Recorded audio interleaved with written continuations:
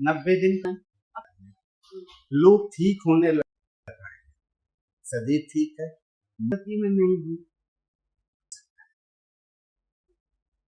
तो मेरे को तो पानी के साथ ही है ना, माँ बाप भी चाहते हैं कि आपस में बात, ये रिलाइज है, अस्म है हमारे यहाँ आज भी नहीं बहुत लूज। अब और शाम के खाने को सब लेती मंजन करती।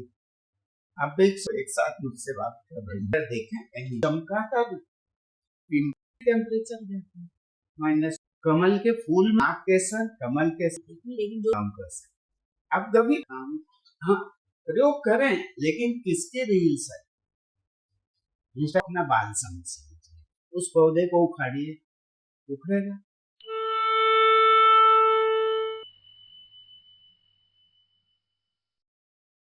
नमस्ते।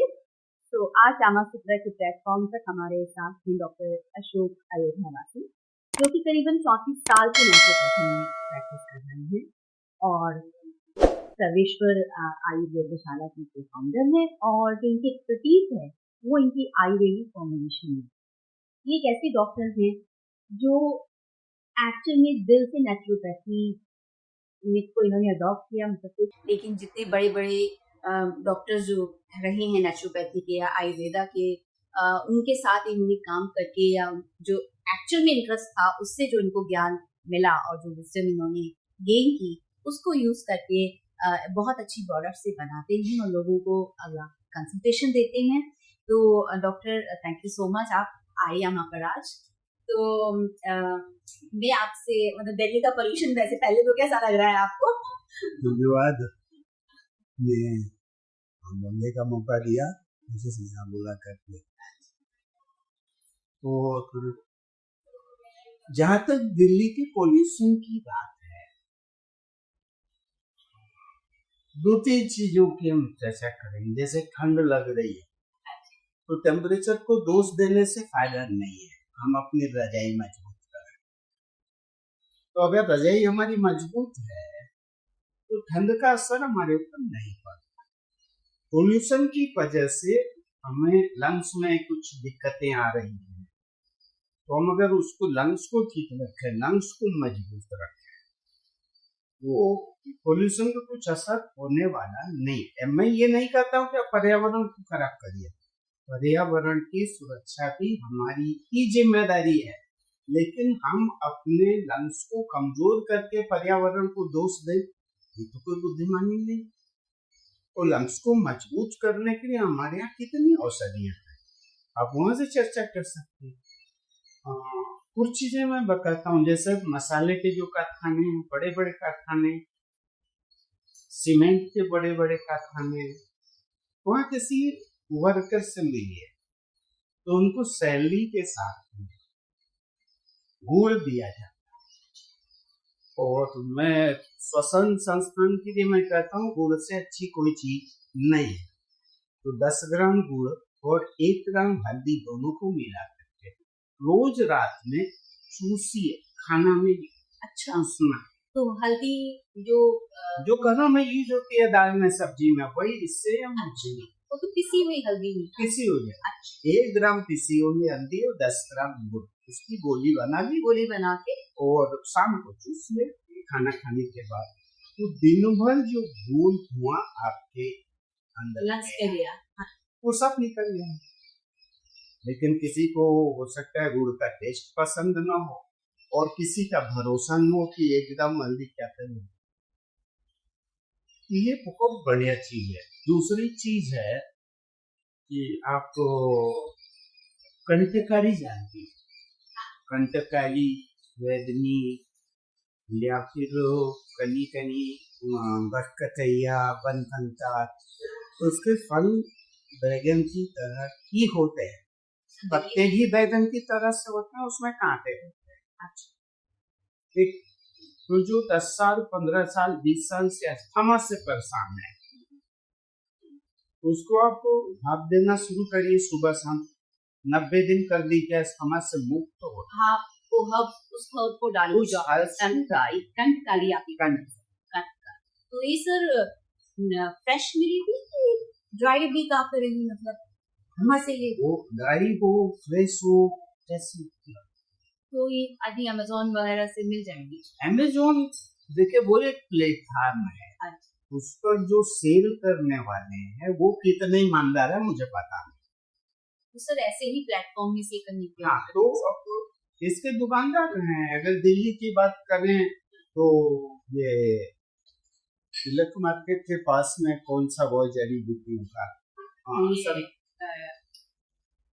हाँ बहुत बड़ी मार्केट है, बहुत बड़ी- मसाले की, और हाँ, कौन सा नहीं सदर भी, सदर से थोड़ा सा आगे। ठीक, तो वहां पे मिल जाएगी सभी तरह। तो सर अब अपनी जर्नी के बारे में थोड़ा बताइए, कैसे आपका इसमें इतना इंटरेस्ट आया? पहली आप जॉब भी थे, गवर्नमेंट जॉब भी थे, फिर आपको आपका अंदर से कोई परिवार भी आपका नेचुरोपैथी आयुर्वेदा में नहीं था, आपको खुद को बड़े अंदर से कैसे को आया और कैसे आपने जर्नी शुरू की? जब मैं 9th में पढ़ रहा था, 9th क्लास में, यानी कि 77, तब मेरी मुलाकात एक वैद्य जी से। तो कहाँ पे सर ये प्रयाग में एक जगह है कोडार घाट, वो मेरा पुराना गांव है। अच्छा, उनसे मुलाकात की, मैं कुछ भी नहीं जानता, तो वो जबरदस्ती शाम को बैठा के कुछ न कुछ जड़ी बूटियों के बारे में बताते थे, और वो कुछ मरीजों को भी देते थे। तो वो मरीज जब ठीक होके आते थे तो मुझे बड़ा मजा आता। बाद में मैं आदमी पता चला कि उनके साथ कुछ अच्छा, पर घर वालों की इच्छा कुछ और। धीरे धीरे मैं डिप्लोमा करके इलेक्ट्रिकल इंजीनियर बन गया, जॉब में आ गया, रेडियो में आ गया, पर मन नहीं लगा।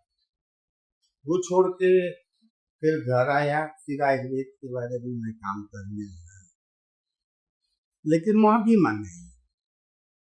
अच्छा, मुझे लगा कि कुछ और जानना चाहिए, नौकरी छोड़ दिए, दूसरी मेरी 4 साल मैंने दूसरी जगह दिया, यूके इलेक्ट्रिसिटी बोर्ड में। अच्छा, वहां पर मैं जूनियर इंजीनियर था, वो भी समझ में है।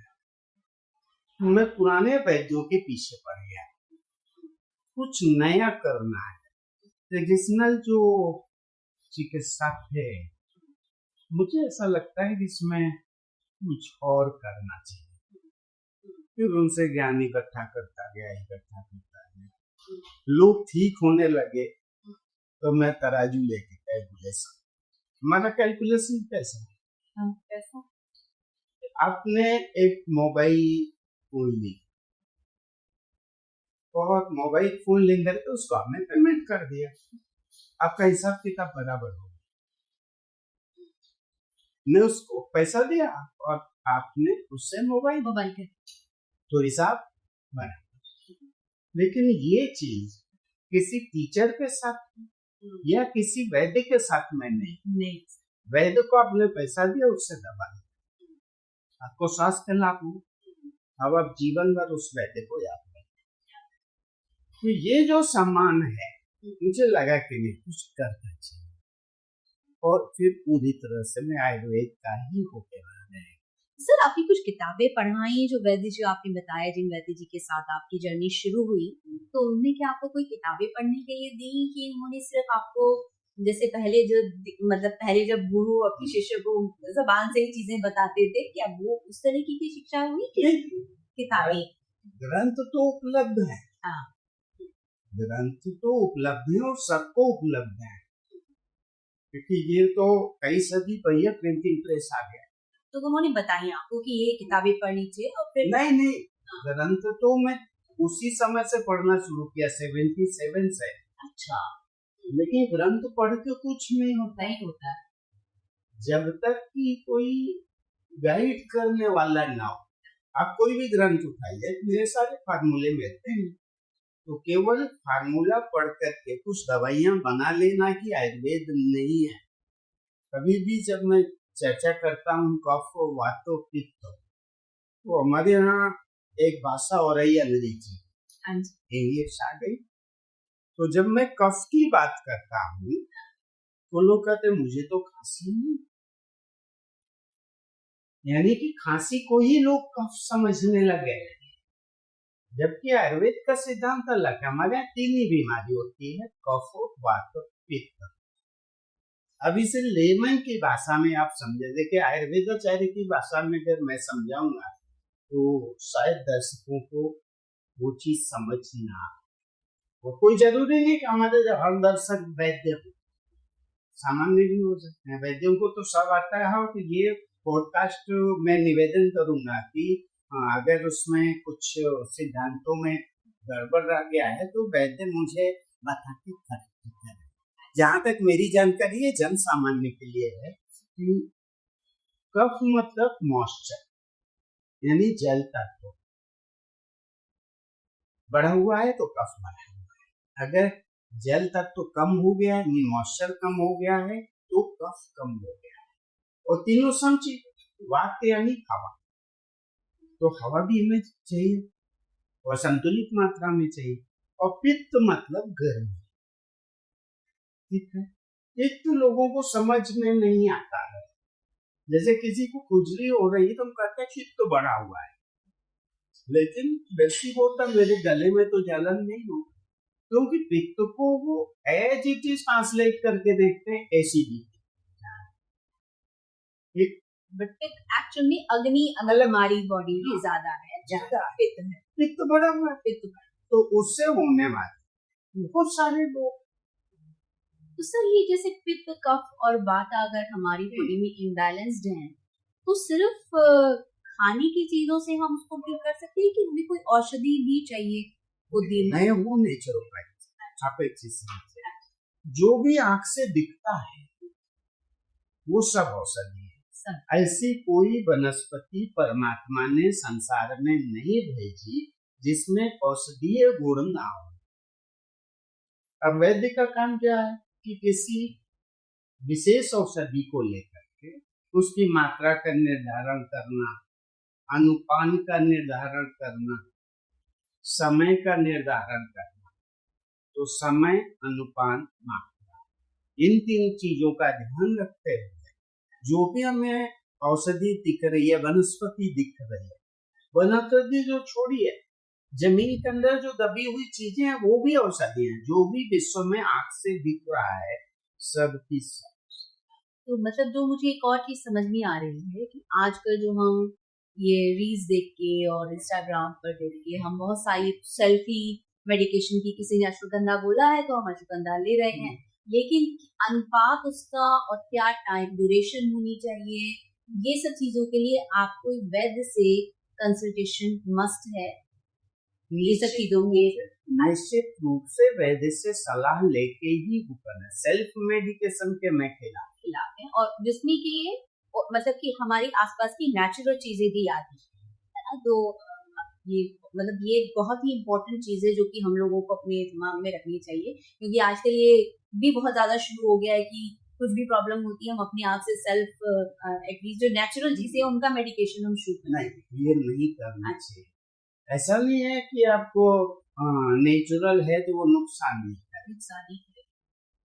वैद्य लोग तो जो तीक्ष्ण विष है उसको भी शोधित करके औषधि के रूप में ले लेते। तीक्ष्ण विष ये क्या होता है सर? जो बहुत तेज जहर है, पॉइजन है। अच्छा। अब आप समझिए हमारे आयुर्वेद में क्या है, पारा, मरकरी। लोग मरकरी के नाम से घबराते हैं। कच्चा पारा पूरे शरीर में जख्म पैदा कर सकता है। पारा अगर हमारे मुंह के द्वारा अंदर गया तो मृत्यु हो सकती है। लेकिन बहुत सारी औषधियां हैं जहाँ पारा अति आवश्यक है, बगैर उसके तो काम ही नहीं हो सकता। मरकरी बहुत जरूरी है। तो वो कैसा, शोधन करने के बाद विष को अमृत बनाने की जो कला है इसी का नाम है आयुर्वेद। शोधित करके विष को अमृत बनाने की कला का नाम क्या है, आयुर्वेद। सो जैसे मैं वेलनेस एक्सपर्ट हूँ बड़े सालों से, करीबन 20 साल से, और हम लोगों ने एलोपैथी बेस्ड जो मॉडर्न साइंसेज हैं उनके बेसिस पर ही हम लोग ट्रीटमेंट देते हैं। स्किन के लिए आते हैं लोग हमारे पास, क्या प्रॉब्लम्स के लिए आते हैं। तो क्या वेलनेस से रिलेटेड चीजें जिनमें कि अभी हम आजकल थोड़ी मशीन बेस्ड या ऐसी चीजें देते हैं, कि आयुर्वेदा में भी इस तरीके के कोई सॉल्यूशंस हैं, और क्या वो उतनी जल्दी रिजल्ट दे सकते हैं जितना कि हम भी कॉस्मेटिक बेस्ड प्रोडक्ट्स लगाते हैं या लेते हैं उसके जैसा? आपने बहुत अच्छा प्रश्न किया है। मैं आपको एक बार फिर से धन्यवाद देना चाहूंगा कि आप तो महिला होकर के और साइंटिफिक अप्रोच की बात कर रहे हैं। हमारा जो ट्रेडिशन है वो साइंस ही है। मैं एक बार कार्यक्रम में गया था, कुछ महिलाएं इकट्ठी हुई थी। मैंने एक महिला से पूछा कि आप लौकी की सब्जी बनाती है तो उसमें तड़का किससे लगाती? तो उसने कहा जीरे, सब्जी लगा। तो मैंने कहा जब कद्दू की सब्जी बनाती है तो उसने कहा कि हम उसमें मेथी आ जाते हैं। मैंने पूछा ऐसा क्यों करते? सब्जी तो सब्जी, और एक में जीरा और एक में मेथी क्या? मैंने, मेरी माँ ने सिखाया। तो मैंने कहा माँ से अगर ये क्वेश्चन कर ले क्यों क्यों सब मुझे दोस्त नहीं कहा, तो आपको पूरी अक्ल हो जाती, क्योंकि उसमें जैसे वात कुपित होता है कद्दू खाने से, तो वो वात कुपित ना हो, जैसे मेथी लौकी शीतल है, उसकी शीतलता और भी बढ़ जाए इसलिए जीरा डाल दे। जीरा डालने से शीतलता और बढ़ जाती। शीतल जीरे का गुण है, मेथी गरम है। अच्छा, वो वात का शमन कर, और कद्दू वात को बढ़ाती है। तो अगर वात को बढ़ाती है तो हमें जरूरत है वात को शमन करने की, कम करने की। और जो लौकी है वो शीतल है, उसका हमें जरूरत है उसकी शीतलता बढ़ाने की, कि टेस्ट भी बना रहे और उसकी शीतलता में कोई कमी ना आए, ये ध्यान रखता है। तो जैसा इसमें जैसे क्या हम इंटरनल उससे, अब आपने प्रश्न किया ब्यूटी, तो हेल्थ का ही एक पार्ट है ब्यूटी, सौंदर्य। हाँ, कि वो हड्डियां मजबूत हैं और बाकी चीजें ठीक नहीं, स्किन गड़बड़, तो हम स्वस्थ नहीं है। संपूर्ण स्वास्थ्य का मतलब क्या होता है? शरीर, मन, आत्मा। अगर ये तीनों ठीक काम कर रहा है, शरीर ठीक है, मन ठीक है, आत्मा, तब तो हम स्वस्थ बोल सकते हैं। शरीर ठीक है लेकिन मन विचलित है, बुद्धि धीमी हो गई है, जिसको हम आजकल मेंटल प्रॉब्लम बोलते, तो नहीं हो सकता। वैसे ही इसमें ब्यूटी में जो हमारा पूरा सेगमेंट है, जो ब्यूटी एंड वेलनेस पे जो आप कर रहे हैं, तो बहुत बड़ा सेगमेंट है। केवल ऐसा नहीं कि चेहरे पर चमक आ गई तो वो बहुत बड़ी बात है। आप जहाँ काम कर रहे हैं बहुत अच्छा काम कर रहे हैं, उसके लिए आप किचन से चालू हो गए। कई बार लोग पिगमेंटेशन के लिए मुझसे पूछते हैं क्या करें, तो मैं कहता हूँ दूध और हल्दी प्रयोग करिए रोज। एक महीने बाद जब आपके साथ पहले लोग टोकने लगे कि आप कौन सा प्रयोग कर रहे हो प्रोडक्ट, तो समझिए वो प्रोडक्ट अच्छा है। दूध और हल्दी पानी में, वो दूध और हल्दी घोलिए, चेहरे पर लगाइए 5 मिनट, कच्चा को पका वो, उससे कुछ नहीं। अब यही चीज जब मॉडर्न मेडिकल साइंस में देखेंगे तो कई प्रोडक्ट आपको क्रीम मिलेगी जिसमें लैक्टिक एसिड का,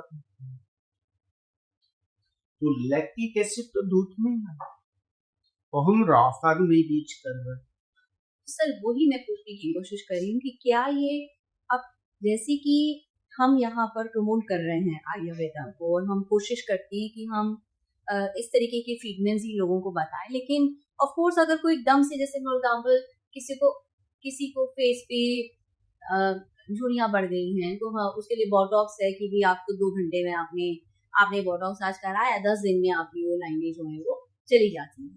तो क्या आयुर्वेदा में इस तरीके की कोई चीज नहीं नहीं, वो आपने एक बार ट्रीटमेंट दिया, लाइनें चली गई, हाँ जी, कितने दिन की वो 6 महीने बाद दोबारा से आ जाएगा। जाएगी। मैं ये कहता हूँ कि आप कफ वात पित्त को संतुलित कर लीजिए, तो हो सकता है जीवन भर वो लाइनें वापस ना आए। कायाकल्प की जितनी चर्चा आयुर्वेद में हुई, ये किसी भी चिकित्सा पद्धति में नहीं हुई। अगर आप कुछ मॉडर्न जो सिस्टम्स हैं उस पर ट्रीटमेंट दे रही हैं अपने क्लाइंट को, तो मैं छोटी सी चीज उसमें जोड़ देता हूँ। ये लाइन आपको अभी 6 महीने में वापस आती है, हो सकता है 6 साल में वापस आती है। उसके लिए त्रिफला खिलाना शुरू कर। अच्छा सर, रात को त्रिफला खाना, तो त्रिफला वैसे ऐसे क्या करता है? त्रिफला मैंने मतलब त्रिफला में 3 प्रकार के फल हैं, ठीक है, और ये त्रिदोष सामक कफ वात पित्त को संतुलित करने वाली सबसे सस्ती दवा है त्रिफला। त्रिफला के बारे में लोग ऐसा समझते हैं कि ये लज्जेटिव, लेक्सेटिव है। हाँ जी सर, मेरा मानना ये लेना है। मेरा मानना ये नहीं। अगर लज्जेटिव के लिए हम लेना चाहते हैं तो केवल अरड़ ले लें, उससे ही काम हो जाएगा। फिर बहेड़ा क्यों डाला, हाँ जी, आंवला क्यों डाला, अगर अरड़ से काम हो रहा। तो ये त्रिदोष सामक तीनों दोषों का सोल्यूशन, त्रिदोष सामक है कि तीनों दोषों का सामक, कफ और वात को अगर इम्बैलेंस है और अगर हम त्रिफला लेते हैं तो समन हो जाएगा। तो वो जो लाइनें हैं उभर रही थी जिससे हमारी एज दिखती थी, हाँ जी, वो दब जाए। तो इसी को त्रिफला सबसे सस्ता कायाकल्प का उपाय है। त्रिफला 12 महीने प्रयोग किया जा सकता है। हाँ, तो मतलब ये भी होता है कि नहीं आप बहुत ज्यादा मत लीजिए, आदत पड़ जाएगी आपको, तो इससे कोई नहीं। अगर आप वाग्भट संहिता देखें तो वाग्भट संहिता में उसका अनुपात बताया गया है, हरड़ 1 भाग, बहेड़ा 2 भाग और आंवला 1 भाग। ये तो हो गया उसका अनुपात।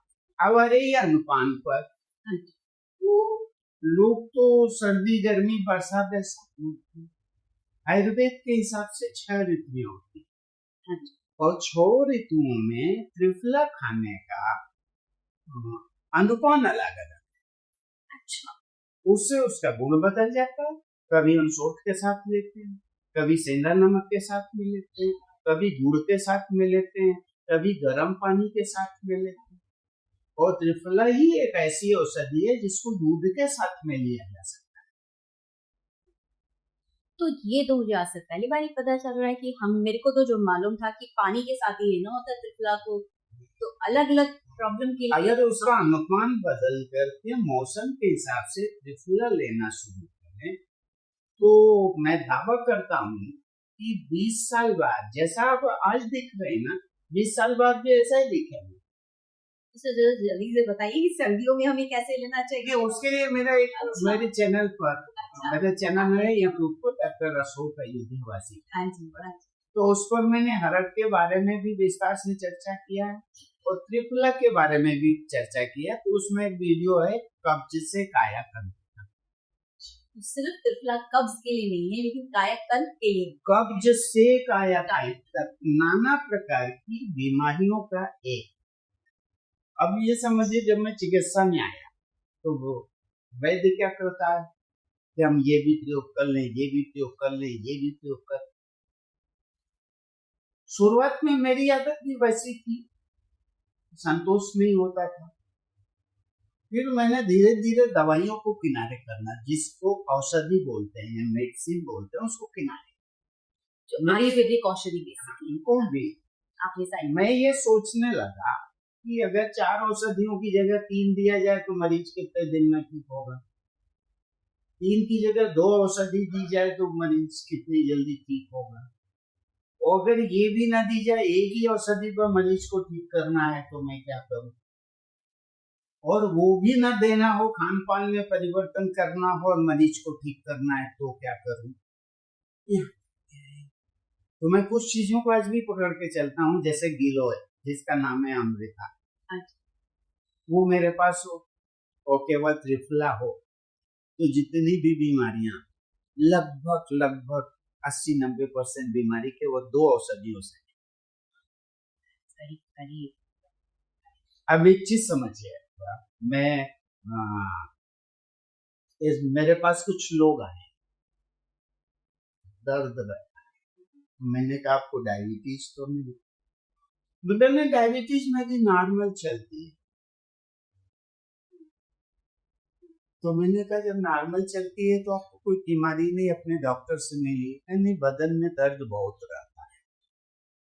मैंने कहा घर में खाना बनाते हैं कि बाहर से आता है? नहीं, घर में ही बनता है। तो हमने कहा आपके किचन में मेथी होगी, 1 चम्मच मेथी लेना शुरू करिए, 1 महीने बाद मिली। तो मेथी सुबह खाली पेट नाश्ते के बाद जैसा भी है, मेथी लेना शुरू किया, बोलते हैं कि अब तो 1 चम्मच मेथी, हाँ 3 से 5 ग्राम, 3 से 5 ग्राम। डायबिटीज वाले जो भी लोग हैं, डायबिटीज छोड़ दीजिए, अगर बॉडी में पेन है, तो ये सबसे अच्छी दवा। कई बार लोग फीवर के लिए परेशान हो, मैं कहता हूँ कुछ मत करिए, अगर आपके यहाँ किचन है तो चूल्हा भी हो, बुखार उतारने के लिए कोई औषधि मत लीजिए, 1 गिलास गर्म पानी पीजिए और चद्दर ओढ़ के लेटिए, 15 मिनट का बुखार उतर जाए। औषधि की जरूरत है तब लीजिए, लेकिन किसी कारण से भीग गए हैं, थक गए हैं और उसके लिए हम औषधि ले रहे हैं, गर्म पानी है उससे ठीक हो सकता है। तो वेलनेस में भी आयुर्वेद उतना ही कारगर है, ब्यूटी में भी उतना ही कारगर है। अब एक ट्रेडिशन हम अपने यहाँ की बताते हैं, भारत में है, और शादी के पहले एक रस्म हल्दी। आपको पता चला वो हल्दी की रस्म क्यों होती है? आज तो हम लोगों से मिल लेते हैं, वो रेस्टोरेंट में लड़का लड़की आपस में बात कर लेते हैं, समझ लेते हैं, माँ बाप भी चाहते हैं कि आपस में बात हो जाए। एक जमाना था जब नाई और पंडित की शादी का कार्य, मेरे पेरेंट्स की ऐसे ही हुई थी, मतलब उन्होंने आपस में दूसरे को देखा भी जानते, पंडित जी कराते थे रिश्ता, पंडित जी, फैमिलीज भी नहीं जाती थी, पंडित ही कराते थे या नाई कराते थे। तो उस समय लड़का कहीं और का है और लड़की कहीं और, किसी और गांव की और जिले, दोनों को एक साथ कराना है। तो स्किन डिसीज अगर कुछ है तो एक को है तो दूसरे को भी उसका असर आएगा कि नहीं?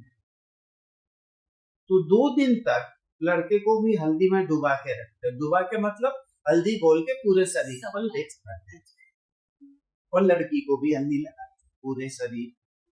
ये एक उत्सव के रूप में मनाया जाता था, लेकिन इसके पीछे एक मेडिकल, हाँ, तो 2 दिन में स्किन की जो भी समस्या है या जो भी एक दूसरे से इन्फेक्टेड होने की समस्या है, कि इन्फेक्शन हो सकता है, कोई चर्म रोग लग सकता है, वो पूरी तरह से मुक्त हो जाते हैं। शादी के बाद में एक दूसरे की जो स्किन की समस्या है एक दूसरे को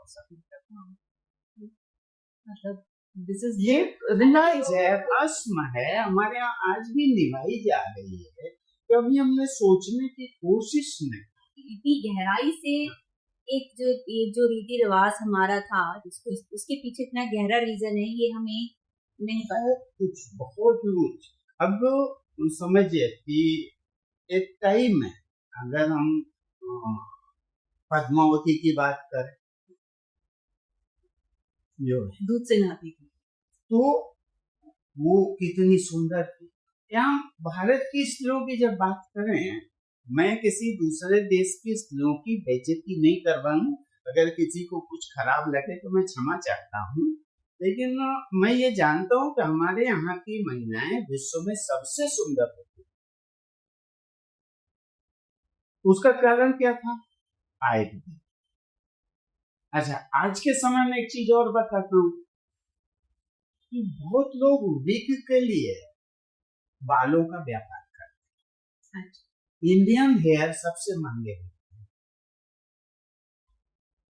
आज के समय में आप इंटरनेशनल मार्केट में जो रेट चल रहा होगा बालों का जो है, तो जैसे तिरुपति जी में लोग बाल पालते हैं, लंबे लंबे बाल, तमाम से मंदिर है, वहां पर लोग दान करते हैं, या फिर किसी और कारण से शौक बस लोगों के बड़े बड़े बाल हैं तो वो कटवा करके, वो तो अपनी शौक में कटवाए, पर नाई क्या करेगा, नाई का तो व्यापार होगा एक दूसरा, वो भले ना कहे, और वो व्यापार नहीं करना चाहता तो जो बालों के व्यापारी है वो घूमते रहते हैं, वहां से छांट करके ले जाए, क्योंकि हमारे यहाँ केमिकल ट्रीटमेंट जो कम होते हैं, कुछ दूसरे देशों के अपेक्षा बहुत कम होता है, एक चीज।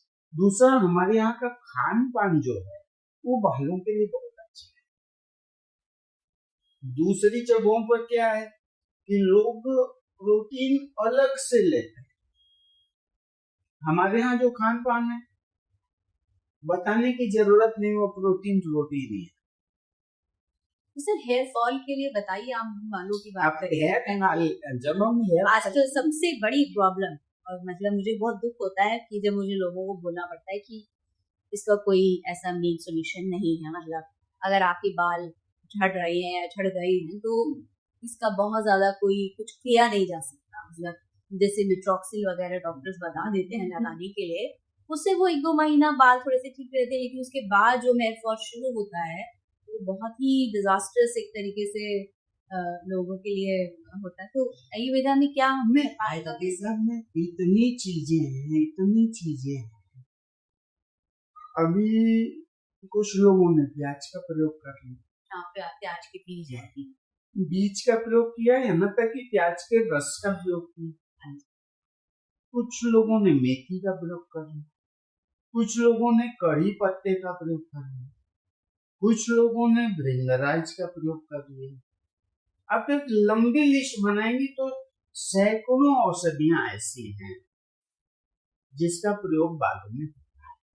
मैंने अभी प्रारंभ में आपसे चर्चा किया कि जो पेड़ पौधे हैं वो वैद्यों से बात कर, वो बता रहे हैं कि मेरा प्रयोग करिए, हम आपके काम में। तो अच्छा, वैद्य जो है उसकी कम्युनिकेशन पेड़ों से बहुत अच्छी होती है, वो अपने शेप के हिसाब से बता देते हैं, नाम से बता देते हैं। जैसे आपने बताया कि मोरिंगा अगर लंबा है तो अगर लगता है वैद्य को कि भाई देखो खाने से आपकी हाइट बढ़ेगी, ऐसा हो जाए, उसमें कैल्शियम भी भरपूर मात्रा में, प्रोटीन भी भरपूर मात्रा में। अगर कोई शिकायत कर रहा है मेरे बाल बढ़ नहीं रहे, तो बाल बनते कैसे? जो हम खाते हैं प्रोटीन, उसका एक हिस्सा है जो कैरोटीन में कन्वर्ट होकर बाहर जाता है। हमारे यहाँ की कहावत कही जाती है कि दूध पियारी जो करे नीतू की हर्रे खाए, मोटी दाती जो करे तागर वैद न जाए। क्या मतलब? खाने में जो दोपहर का खाना है जिसको हम लंच बोलते हैं उसको जेवन बोलते हैं, और शाम के खाने को जिसको हम डिनर बोलते हैं उसको बियारी बोलते हैं। ये शब्द आपने अगर संतों के बीच में बैठे हों तो ये वो लोग बोलते रहते हैं कि सूरज डूबने के पहले बियारी कर लेना चाहिए, यानी डिनर को बियारी। तो इस दोहे में ये है कि दूध बियारी जो करे, यानी कि शाम के डिनर में जो दूध है और जो खाते हैं वो खाइए, लेकिन दूध अवश्य ही होना चाहिए, और नहीं तो उठे हर्रे खाए। हर्रे को हर्रे बोलते हैं देसी भाषा में। तो सवेरे उठ करके जो हर्रे खाए, हरड़ खाए, हरड़ को पानी में घिसते थे, पानी में भिगा कर, बच्चों को तो पानी में या दूध में घिस करके देते थे, और जो बड़े लोग हैं उनसे कहते हैं कि आप भिगा के रख लीजिए, खा लीजिए, या पाउडर बना के। कितनी हरड़ लेनी चाहिए सच को? 2 से 3 ग्राम, 2 से 3 ग्राम पानी में कर लेके खा लीजिए, तो सुबह अगर खाइए, और मोटी दातुन करिए, मंजन मोटी दातुन नीम का पेस्ट ब्रश के बजाय नीम की है या मौसम के हिसाब से। बहुत सारी धातु ने कि किस मौसम में किसकी दातुन करना चाहिए और उससे हमारे शरीर को क्या फायदा होगा, ये नीम। तो मैंने तो नीम की दातुन ही सुना है सर, और किस और बहुत सारी चीजें, नीम है, करंज है, बबूल है, अपामार्ग है। अभी ऋषि पंचमी पर वो अपामार्ग के दातुन सब लेती मंजन करती। अब एक समझिए कि अब आप मॉडर्न मेडिकल साइंस और ट्रेडिशन दोनों को एक साथ मुझसे बात कर रही हैं। अभी एक त्योहार बीता है कुछ दिन पहले, उसका नाम क्या था? दीपावली। आपको यूपी में अगर देखें कहीं भी तो दीपावली के दिन एक सब्जी बनती है जिसका नाम है सूरन या जिमीका। सूरन का नाम सुना? दीपावली के दिन वो सब्जी बनती ही बनती है। अब ट्रेडिशन बन गया कि दीपावली के दिन सूरन की सब्जी बने। और इसका साइंटिफिक रीजन क्या? वर्ष में एक दिन सूरन की सब्जी खाने से पूरे वर्ष भर हमारे शरीर में यानी कि हड्डियों में फास्फोरस की कमी नहीं। अच्छा, एक दिन खाने से? एक दिन खाने से। जब कहीं मेरे पास ऐसी शिकायत आती कि उसको ये बीमारी हो गई कि हड्डियां मुलायम हो गई, ऐसा दबा लो तो टूट जाती है, तो मैं कहता हूँ सूरन की सब्जी खिलाओ। तो बिल्ली खा सकते हैं सर? खा सकते हो, सब्जी है भाई। किसी को आलू पसंद है, किसी को परवल पसंद है, किसी को पालक पसंद है। तो जिमीकंद खाने से हड्डियों में वर्ष में एक दिन जिमीकंद खाने से फास्फोरस इतनी मात्रा में मिल जाता है कि साल भर हड्डियां मजबूत। अब ये ट्रेडिशन हमारा खान पान एक किचन से जुड़ा मामला है, लेकिन स्वास्थ्य के लिए। तो जब आप वेलनेस सेंटर चलाते हैं तो हर प्रकार की वेलनेस के बारे में आपको, अगर कोई चेहरे को चमकाना चाहता है तो हम सबसे सुंदर दिखे, तो चेहरे के ट्रीटमेंट के साथ में चेहरे पर जो भी दिक्कत आती है, मेरे पास आते हैं कि वो डार्क सर्कल का कुछ इलाज है क्या, पिंपल का इलाज है क्या, वो ब्लैक पैचेज आ गए हैं उसका इलाज है क्या। तो हमारी चिकित्सा जानते हैं कहाँ से शुरू होती है? त्रिफला खाने से। त्रिफला खाना वो चेहरे पर लगाने के लिए नीम का तेल और कपूर मिला करके मैं लगवा, उससे चमक आ जाती है नीम। वो सारे दाग खत्म हो जाएंगे, सारे दाग खत्म। नीम का और कपूर का जब अध्ययन करेंगे तो बहुत सारे गुण इसके अंदर। ये तो हो गया लोकल एरिया का ट्रीटमेंट, लेकिन लोकल एरिया का ट्रीटमेंट प्रभावी कैसे हो? पेट का ट्रीटमेंट। पेट के ट्रीटमेंट के लिए हम कोई भी चीज अगर बताते हैं तो लोग डिग्री पूछते हैं। मैं कहता हूँ कि त्रिफला में ट्रेडिशन में रहा है, हमारे घरों में रहा है शुरू से। और ये सब हो क्यों रहा है? पित्त प्रकोप दिल्ली में इतना बड़ा क्यों? हमने आंवले का प्रयोग बंद कर दिया, हमने आम का या फिर अलग प्रकार की खटाई का प्रयोग किया। कभी हमारे यहाँ कोई चीज खट्टी करनी होती है, हम क्या डालते हैं? आमचूर, इमली। ठीक, साउथ का व्यक्ति इमली प्रयोग कर रहा है, मैं मना नहीं कर रहा, लेकिन दिल्ली का व्यक्ति जहाँ 52 डिग्री टेम्परेचर पहुंचता है वो, और जहाँ माइनस में टेम्परेचर जाता है -1 डिग्री के आसपास 2 डिग्री तक पहुंचता है, यानी ठंड से ऐसा कांपता है। यहाँ इमली होती भी नहीं, बहुत कम है। अगर 4 से 10 गाँव में देखें तो शायद एक आध इमली का होता है, तो नहीं होता।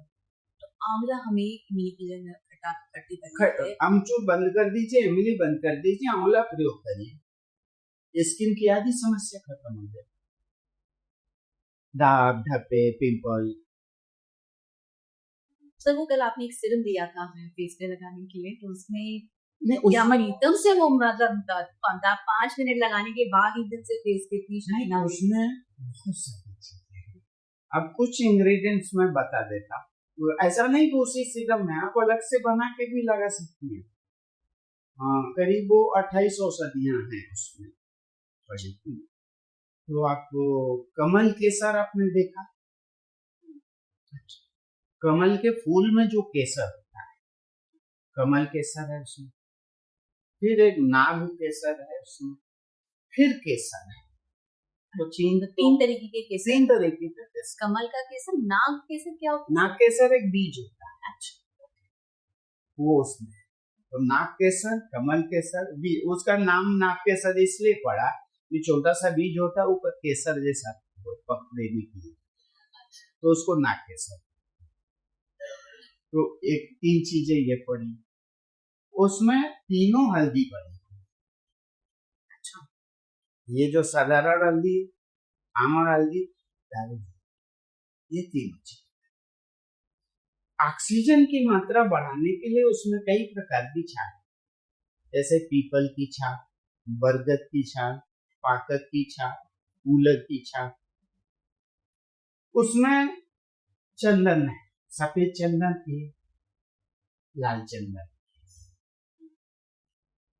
एक और खास औषधि है जिसका नाम है मुलेठी, जेस्टीमथ, वो उसमें पड़ी हो। वो लिस्ट लंबी है। तो इसकी कॉम्बिनेशन जो आपने जो सीरम बनाया है उससे बहुत ही अच्छी। तो उसका तो गवर्नमेंट के साथ हम लोग कैपिकल पील यूज करते हैं यहाँ पे, ग्लाइकोलिक पील और इस तरीके की, लेकिन जो चमक को सीरम को लगाने के बाद की वो पील के सेशन के बाद भी नहीं आती है। नहीं, वो अपनी जगह, दोनों अपनी जगह सही है। किसी भी सिस्टम को या किसी भी दवा को खराब करना मेरा काम नहीं है। मैं तो वहां काम कर रहा हूँ जिसको कुछ चाहिए, अलग, नेचुरल, अच्छा, बहुत अच्छा, तो आप ये काम कर सकते। अब कभी भी हल्दी इतनी साधारण सी चीज है, हल्दी का प्रयोग करें। हाँ, आपको जैसे फेस तो छोड़ दीजिए, पूरी बॉडी में अक्सर इचिंग की शिकायत लोग करते हैं। कभी वैक्सीन के बाद, कभी वैक्सीन के पहले, ये भी शिकायत होती है। या कभी नॉर्मल वे में मोशन के स्किन हो जाती है। आप कुछ मत करिए, आमार हल्दी, साधारण हल्दी, दारू हल्दी भी कई तरीके की होती है, 5 प्रकार की है, ये 3 प्रकार की इजली अवेलेबल है।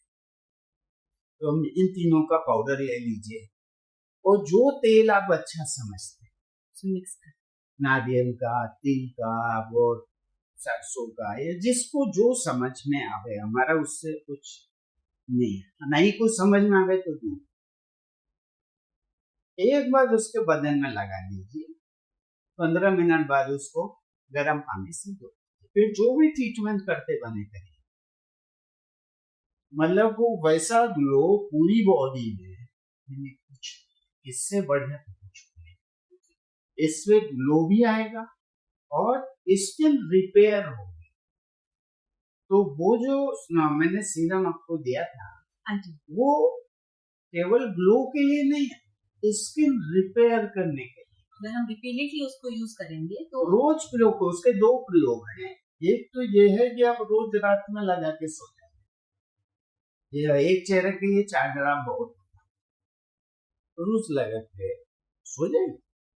महीने, 2 महीने, 3 महीने बाद अगर आपको लोग टोकने लगे ये आप 4 लगाते हैं, मुझे वही चीज दीजिए, तब समझिए कि वो चीज अच्छी। वैसे बालों में तो आप कैसे भी, आपको जैसे गुंजा है, आपने कहा वो चमक आई। बकरों में जो आपने कल सीरम दिया था, एकदम से मतलब जो हम यहाँ पे लॉरेल है और बड़ी बड़ी कंपनीज के सीरम्स लगाते हैं क्योंकि लोगों को ब्लो ड्राई के बाद इस बार शाइन चाहिए होती है, तो वही सेम शाइन आपने वो जो सीरम दिया हमें है वॉश के बाद जब लगाया, मतलब within 5 minutes it was a very nice shine, और वो कोई चिपचिपा नहीं था, मतलब वो ऑयल बेस्ड नहीं आई थी, वाटर बेस्ड सीरम। हाँ जी सर, उसमें गुंजा बता रही हाँ, अगर आप मेरा प्रयोग करते हैं तो जैसा मैं चमक रही हूँ वैसे आप ही चमको, काले कलर की चमक होती है, काले और लाल। तो ये दिल्ली वगैरह में मिलता है सर? हर जगह में, हम वहाँ सारे जगहों में है, लेकिन उगाएंगे काम बहुत खबर जारी नहीं होती। अच्छा, हम यही बताना कि आयुर्वेद क्या है, विश्व को अमृत बनाने की कला का नाम है आयुर्वेद। तो इसलिए बहुत लोग कहते हैं आयुर्वेद सीखना है। तो मैंने कहा अगर सीखना है तो पहले द्रव्य गुण पढ़ना शुरू करिए कि कौन सी चीज जहरीली है, कितनी जहरीली है और शोधन कैसे करना पड़ेगा। फिर फार्मुलेशन पर आए, डायरेक्ट फार्मुलेशन पर आए और कोई दिक्कत आ गई तो इसीलिए सेल्फ मेडिकेशन या यूट्यूब देख के या रील्स देख करके मैं मना करता हूँ। हाँ, प्रयोग करें, लेकिन किसके रील्स है? इंस्टाग्राम पर आया है तो उससे संपर्क कर लो कि मैंने ये देखा है, कैसा करना। आई थिंक मुझे जो लगता है पर्सनल कंसल्टेशन बहुत जरूरी है। इसके किसी भी चीज को शुरू करने से पहले अपने आप की हम स्किन केयर यूज करें, जब वो संपर्क करना चाहिए, अपने आप नहीं करना है। वो जो सीरम था बालों में जो लगाए ना, उसमें मैं 2005 से दावा कर रहा हूँ कि एक बार लगाइए हेयर फॉल रुक जाता है। तो जब सारे रास्ते बंद हो जाते हैं तब मैं उसका प्रयोग करता हूँ।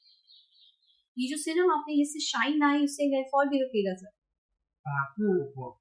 मतलब मेरे पास इतना बढ़िया है, मैं कहता हूँ कि अगर उससे अच्छा कुछ है तो उसका प्रयोग। और जिस दिन उससे अच्छा कोई सीरम आएगा मैं बनाना बंद कर। विवेकानंद ने कहा कि कठिन रास्ते पर चलो, विरोधी कम मिले। तो मैं उनकी बात मान करके ये काम कर रहा हूँ। उससे बढ़िया हेयर फॉल का कोई भी चीज जब भी आएगा मैं प्रोडक्शन करता हूँ।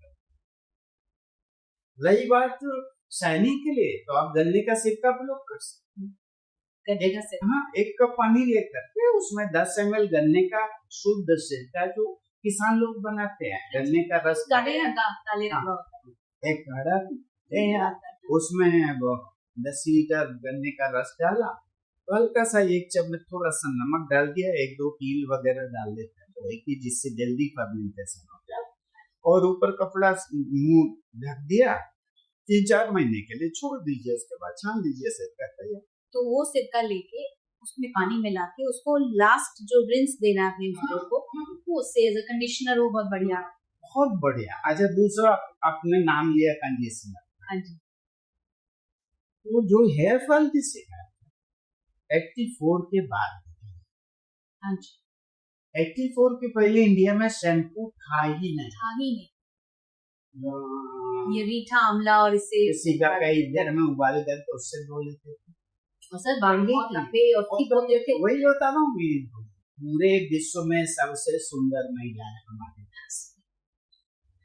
अगर मैं अपनी माँ की चर्चा करूं तो वो मिट्टी से ही धोती थी, नदी के किनारे से मिट्टी मंगवाती थी और कुछ उन्होंने यूज नहीं किया, और उनके बाल मरते दम तक कमर के नीचे तक लंबे थे। नदी की मिट्टी से बाल होती थी। हाँ, उन्हें वही मिट्टी पसंद आती थी बाल धोने के लिए।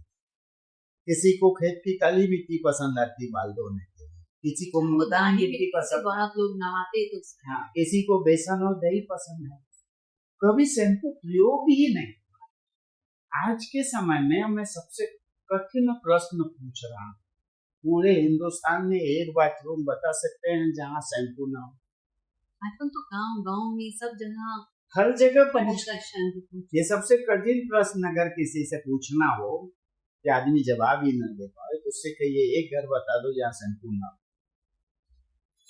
सबसे कठिन, यानी हर जगह शैम्पू पहुंच गए। शैम्पू बालों के लिए नुकसानदेह नहीं। शैम्पू एक लेयर बना लेता हमारे स्किन पर।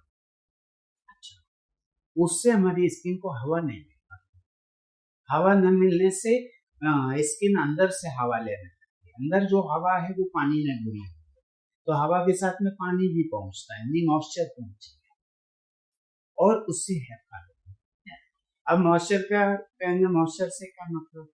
अब सीधे सीधे एक पौधे को आप अपना बाल समझिए, उस पौधे को उखाड़िए, उखड़ेगा नहीं? मेहनत करिए क्योंकि इसकी जड़ें अंदर वो है, मिट्टी ने उसको पकड़ रखा है। आप एक बकेट पानी डाल दीजिए और थोड़ी देर उखड़ेगा। आप पौधा पकड़ के उखाड़िए, सीधे निकल। क्यों? क्योंकि मिट्टी में नमी पहुंच गई। तो जो स्कल्प के एरिया में नमी पहुंच जाएगी तो बाल वो तेजी से गिरेंगे। अब इसको रोकने के लिए लोगों ने कहा कि तेल मत लगाओ, तेल से मॉइस्चर बढ़ जाए और गंदगी आपके बालों को चिपक जाती है। अरे तेल उसका खाना है भाई, हम तेल ना लगाएं, बालों का खाना ही तेल है।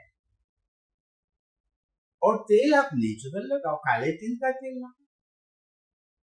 अब उसकी चिकनाई आपको गायब करनी है तो वो भी कुछ चीजें बता देता हूँ। जैसे आप 1 लीटर तेल ले लीजिए काले तिल का और कोल्ड प्रेस्ड हो, उसको गर्म करिए, ये पूरी तरह से गर्म हो, यानी पानी का अंश न रहे। तो पहले से आप 10 ग्राम नींबू का रस निकाल, अब उस बर्तन को चूल्हे पर से नीचे रख लीजिए और ये नींबू का रस डाल दीजिए उसमें। थोड़ी देर तक आवाज होगी, खोलेगा, उसके बाद शांत हो जाएगा और उसके बाद आपको छान दीजिए कपड़े से। इतना बढ़िया तेल होता है कि ऐसा लगाएंगे तो वो स्किन के अंदर घुस जाएगा। अच्छा, ऐसे जिसको बहुत ज्यादा तेल नहीं लगाना उसको कहता हूँ आप कंघी लीजिए और उंगली की मदद से 4 ड्रॉप लगा लीजिए और उस कंघी से अपने बाल के ऊपर एक लेयर बना लेता है ये तेल। तो बालों का प्रोटेक्शन हुआ। हम सनस्क्रीन लगाते हैं कि नहीं लगाते क्यों? स्किन हमारी अच्छी बनी रहे और सन की रेस से हमारी स्किन को नुकसान ना हो। बालों के लिए क्या करते? बाल तो हम खोल करके घूमते हैं और उसमें बहुत कड़ी धूप लगती है, हमको मजा आता है। हम बाल को डैमेज कर रहे हैं, खुश हो रहे हैं। अगर 4 ड्रॉप, केवल 4 ड्रॉप 4 बूंद की बात कर, कंघी में लगा के एक बार कंघी फेर लीजिए तो बहुत हल्की लेयर जो आपको पता भी नहीं चलेगा कि इसमें तेल लगा है, वो बालों के लिए सनस्क्रीन का काम करेगा। मत लगाइए 50 ग्राम तेल की चिपचिपा दिखे, आप फैशन से आउट देते हो जाए, आप फैशन के साथ में रहिए लेकिन प्रोटेक्शन तो दीजिए। तो हमारा जो किचन है ना, उसका ज्ञान अगर हम अपने ग्राहकों को देते हैं या फिर हम वेलनेस सेंटर चलाते हैं ना, तो किचन की जो चीजें आप अपने आप प्रयोग कर सकती हैं वो आप प्रयोग करिए। मैं आपको अपना ईमेल और नंबर जी बिल्कुल, मैं आपका पीछा नहीं छोड़ने वाली हूँ। वो प्रयोग करिए और जो उसमें से आप बना सकती हैं। देखिए आज व्यक्ति को क्या जरूरत है कि हम ठीक भी रहें और साइड इफेक्ट भी ना हो, दोनों चीजें चाहिए। तो ठीक करने के लिए दूसरी जो चीजें, जैसे आपने कहा रिंकल नहीं आएगा लेकिन अगली बार रिंकल आएगा तो बढ़ जाएगा। हाँ जी बिल्कुल, डेफिनेटली वो होता है। तो मैं कहता हूँ जैसे हो वैसे रहो, वही ट्रीटमेंट लेते रहो, ट्रिपला खाते समझे क्या बुरा। कोई कहता है कि हमारे हेयर फॉल नहीं रुक रहे हैं, तो मैं कहता हूँ जो ट्रीटमेंट कर तो वही करते रहो, रात में दूध पीते रहो, ये तो कोई मैंने गलत नहीं कहा। तो अगर आप अपने ट्रेडिशन को, अपनी रस्म को, अपने जो किचन में चीजें हैं उसके साथ में अगर आपको किसी का ट्रीटमेंट करते हैं, थेरेपी लेते हैं, तो ये समझिए कि अभी तक जो आपके क्लाइंट को लाभ मिला वो जस्ट डबल हो जाएगा। चाहे बालों की समस्या हो, चाहे स्किन की समस्या हो, चाहे उसके पेट की समस्या हो, चाहे हड्डियों की समस्या, चाहे उसका मोटापा हो। एक बड़ी समस्या है यहाँ पर, मोटापा बहुत बड़ी चीज है, समझ रहे हैं? लोग क्या करते हैं, डाइटिंग करके वजन घटाते हैं। हाँ जी, मैंने कहा कितने दिन तक भूखे रहोगे, जब खाना शुरू करोगे उससे डबल आपका वेट बढ़ जाए। हाँ जी। आयुर्वेद कहता है अपनी पाचन क्रिया ठीक कर लो, वजन भी घट जाएगा तो दोबारा बढ़ेगा भी नहीं, और जो भी खाना चाहे जो भी खाना। मैं एक वो करता हूँ, पाउडर बनाता हूँ। हाँ वो आप ही का फैट फ्री कर। तो लोग कहते हैं एक्सरसाइज, मैंने कहा आपकी इच्छा, डाइटिंग आपकी इच्छा, फिर क्या करना पड़ेगा? मैंने कहा आप जो जानते हो वो सब करते रहो, माने ये पाउडर खाते रहो, हो जाएगा। मैंने कहा खा तो खा। तो आयुर्वेद हर जगह वो है, और आयुर्वेद की शुरुआत मुझसे या किसी और वैद्य से नहीं है, मैं तो ये कहूंगा कि आप आयुर्वेद के बारे में ज्यादा जानती हैं। सिर्फ हनुमान का रूप धारण करके हनुमान का रूप कैसे, उनको पता था वो लंका जा सकते थे, लेकिन जामवंत को याद दिलवाना पड़ा। जितना किचन के बारे में आप जानती हैं मैं नहीं जानता। मैं यहाँ से याद दिलवा रहा हूँ कि आपके किचन में मेथी है, आपके किचन में दूध है, आपके किचन में हल्दी है, आपके किचन में नमक है, आपके किचन में नींबू है, आपके किचन में आंवला है। मैं याद दिलवा रहा हूँ। तो औषधि छोड़ा आपने, 4 औषधि होनी चाहिए, फिर 3, फिर 2, फिर 1, और फिर खाने की चीजों से ही हम कैसे अपने आप को ट्रीट कर सकते हैं। तो वो एक जो जर्नी है, मुझे लगता है कि हर इंसान को हमारे यहाँ जो स्कूल में पढ़ाया जाता है, इनफैक्ट मैंने तो न्यूट्रिशन की पढ़ाई करी है सर दिल्ली यूनिवर्सिटी से, और मुझे अब जैसे जैसे मैं आयुर्वेदा और नेचुरोपैथी में आपकी जैसे एक्सपर्ट से मिलती हूँ, तो मुझे एक बहुत ही अंदर एक वो महसूस होता है कि हमारी जो हमें पढ़ाया गया न्यूट्रिशन, हमें डाइटिशियन बनाया गया, उसमें जो सटल साइंस है, जैसे आपने बताया कि मेथी जो है सीताफल में डलनी चाहिए और घी में जीरा डलना चाहिए, ये चीजें हम लोगों को डाइटिशियन के जो हमने कोर्सेज किए वो हमें किसी भी सब्जेक्ट के थ्रू नहीं बताया गया। और मुझे लगता है कि जो भी हमें जो पढ़ाया गया वो एकदम से इतना मतलब कितना सुपरफिशियल लेवल है कि एक जो हमारे यहाँ पे खुद हमारी कंट्री में इतनी पुरानी जो हमारी विजडम है उसको हमने एब्सोल्युटली निग्लेक्ट करके हमने वो पढ़ाई बच्चों को कराई, मतलब हमने उस टाइम पे पढ़ी और अब भी बच्चे यही पढ़ रहे हैं।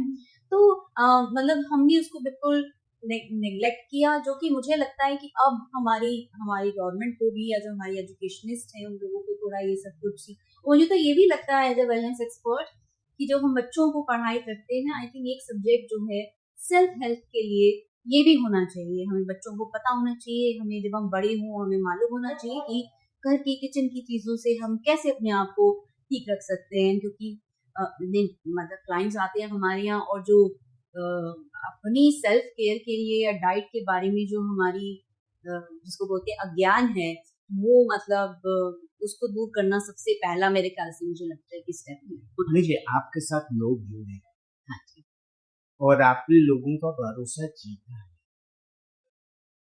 आप मेरी मदद कर सकते हैं।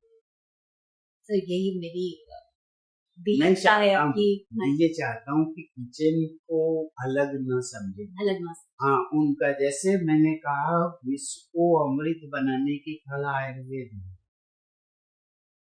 वैसे ही मैं किचन को जानते हैं क्या बोलता हूँ, मेरा मेडिकल स्टोर। हमारा किचन जो है मेरा मेडिकल स्टोर है। तो हम कहीं और से दवा लेने के बजाय जरा किचन की तरफ देखें। आप अगर एक दिन लिस्ट बनाए किचन में जो जो है उसमें आप जरा सा ये बताइए कि कौन सी चीज औषधि नहीं है, आप एक नाम ले लीजिए।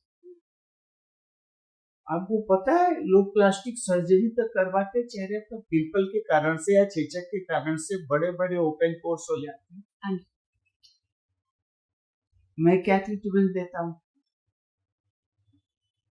जायफल का पाउडर, दालचीनी का पाउडर 10 ग्राम, शहद 10 ग्राम और नींबू का रस 10 ग्राम।